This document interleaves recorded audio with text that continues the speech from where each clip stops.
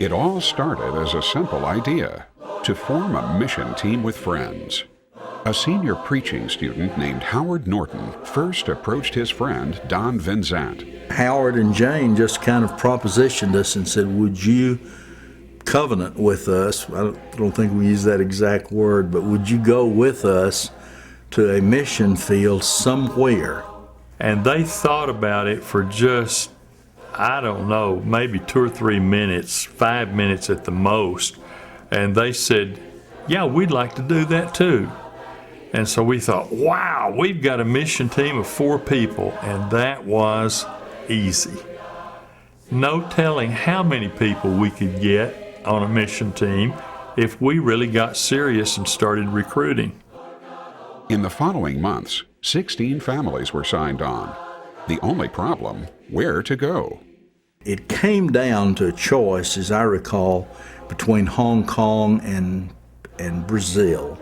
After a group vote, it was decided that São Paulo, Brazil would be the destination. Following the decision, the team separated for 4 years of fundraising and language study, vowing to leave no later than 1961.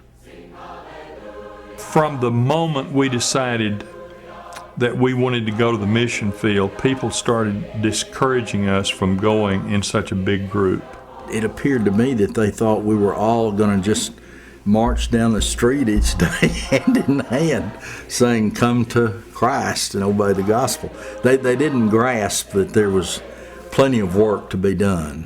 One of the missionaries that was on our team had talked to a fellow that had been a missionary in Italy, and before we left, he told him said that your group is fixing to make the biggest mistake that's ever been made in missions in the Church of Christ.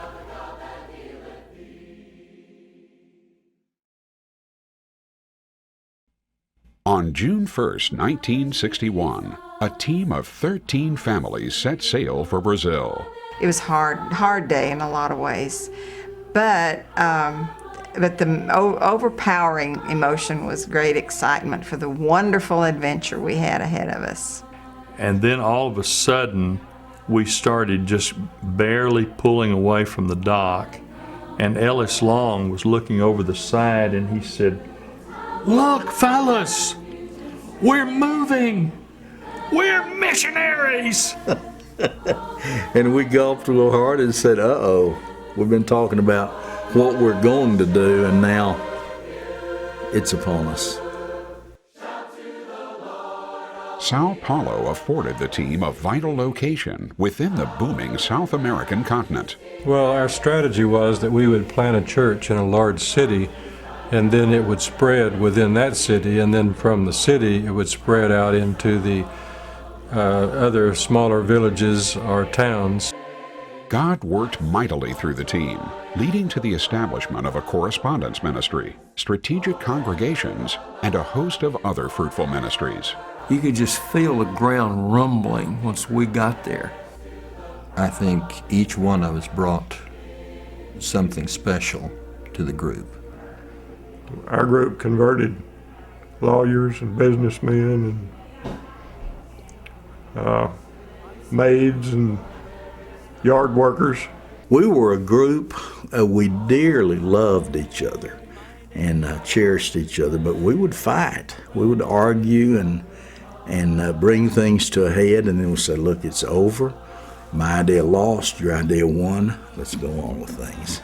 It's just wonderful to know that from that little bitty group of people that just were young, very young, yet God did work mightily. And one reason people stayed in the church is that our wives were so influential with their wives and their children. I think the impact of our work was laying a solid foundation that's still functioning. Today, nearly 50 years removed from their arrival in Brazil, the team remains as close as ever. That is by God. He somehow put this in the heart of that group of people. Maybe the greatest achievement was that we learned to love each other deeply But all of us fell head over heels in love with Brazil. We left our hearts in Brazil for many, many years.